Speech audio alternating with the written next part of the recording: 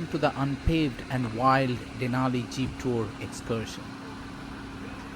Our tour began outside the small town of Denali, leaving behind the last vestiges of pavement and people. Ahead of us lay the Denali Highway, a ribbon of gravel stretching 135 miles through the heart of Alaska's wild frontier. This wasn't just a scenic byway, it was a drive of a lifetime, as National Geographic calls it.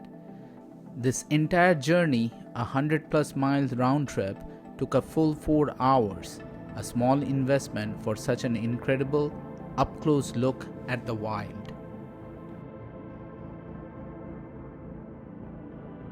The tour was in a new 4-door Jeep Wrangler, a sleek beast of a vehicle, bumped and rattled with a rhythm all its own.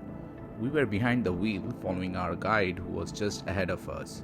We had two-way CB radios to communicate, a direct line to the guide in the lead Jeep. This wasn't a bus tour, it was our own adventure, the expert guidance only a radio call away. What does a crowberry look like? A bunch of these berries, I just know we have them. They've just started growing, and we've only had greenery out here for about 3 weeks. So identifying the plants, I'm just starting that process now. I'd like to draw your attention to the left side of the road. That is the Alaska Range. We will be following the Alaska Range till we turn around. So whenever you look to the left of the road, you are looking at the Alaska Range. It does stretch 600 miles. It starts on the Yukon border of the Yukon Territory all the way down to the Alaskan Peninsula. It is in a crescent shaped, and if you didn't know, Denali is the tallest peak in the Alaska Range. After about an hour of driving, we took our first snack break next to a river. Our guide offered us a selection of snacks and drinks, and we took a few minutes to stretch our legs and simply breathe in the crisp, clean air.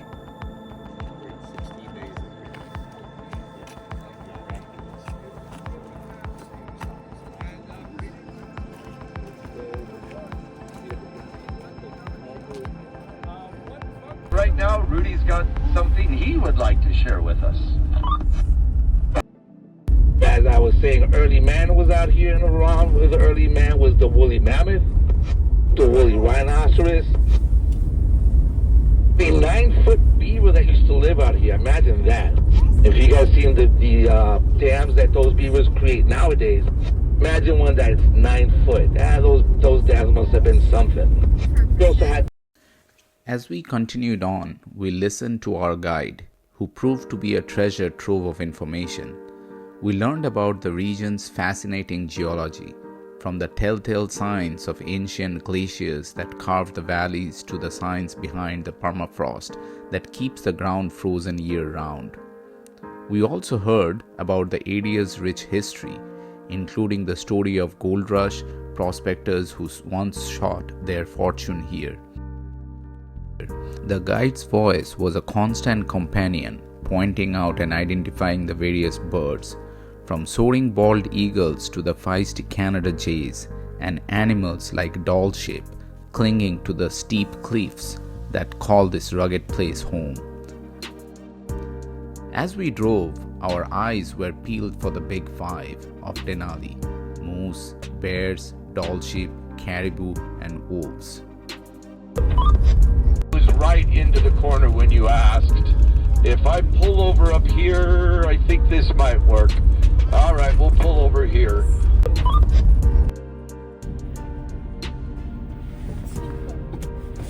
I don't know who's eating out here. These picnic tables. That is crazy. I'm looking out Chuki's window. Oh, yeah. Swarms. We stopped for a brief bio break, but the place was so thick with mosquitoes that the local lore about them carrying off humans felt all too real. A strong reminder for any listener to always pack their bug spray.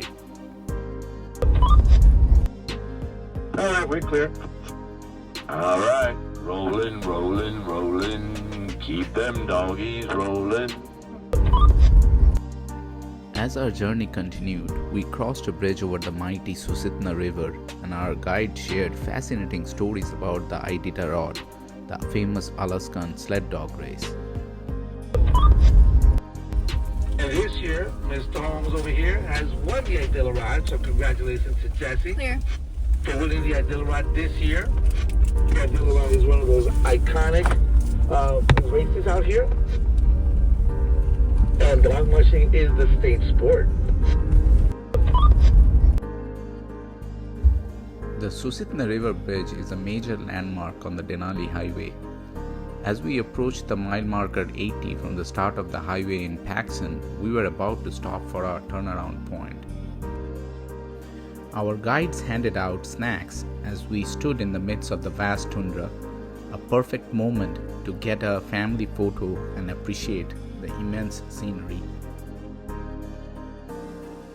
As we prepared for our return leg, we kept thinking about seeing wild animals. We have heard about the Big Five, but so far we haven't been so lucky. Our guide kept sharing captivating stories about bear and moose encounters, but today unfortunately was not that day for us. It looks a lot like a moose, but it's not a moose. It's an anonymous. Not a moose with no name? That's what you call a moose with no name. Anonymous. Rudy made that one up. That's quite witty. Before heading back, we were told we would have one last stop to walk on the lush tundra. The ground here feels like a giant sponge, and our guide explained that the springy tundra makes for much slower hiking than a typical trail. Berries. Unfortunately, none of those berries come out until You know how bouncy the ground is? And isn't it fun, Balin? It's like the playground. Yeah. It's so cool. Yeah, if you walk around stuff, you'll see some big boggy things. I was reading this would not be officially called it. Will take you about as long as it would take you to walk a mile on regular ground. Oh, wow. Very slow going because every step has to be calculated, and then you're in the mud, you're in the dirt, you're back up on top.